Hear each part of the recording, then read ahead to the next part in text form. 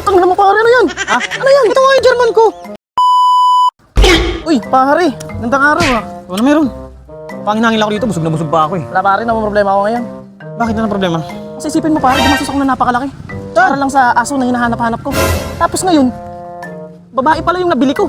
Sabi ko kasi lalaki, babae, so kailangan ko Babae? mabili. Oo, napakamahal pa naman. Gumastos ako ng 100,000. May solusyon ako dyan. Yung tito ko kasi, may binenta sa aking aso, galing Cambodia. Nabili ko ng 3 million. Pero naman yan, 3 million. German siya, nakakaiba. German. Gusto mo kunin ko? Tama, German din yung aso ko. Sakto, i-breed na lang natin, tas hati tayo pag nanganak. Yan, magandang negosyo yan. Sige, kunin ko muna, kunin ko. Wait. A few moments later. Pre. Uy, putang naman pare, ano yan? Ha? Ano yan? Ito nga yung German ko. Ano ba, magagat yan ha? 3 million to. Tingnan mo naman, ang buhok pa lang apro. Yung kulay niya, wala dito sa Pilipinas yan. Ano tol, ilayo mo sa akin yan tol. Hindi, mabait to. Tsaka pre, kung Mabait ba yan? may talent to. Anong talent yan? Kumakanta to, tingnan mo.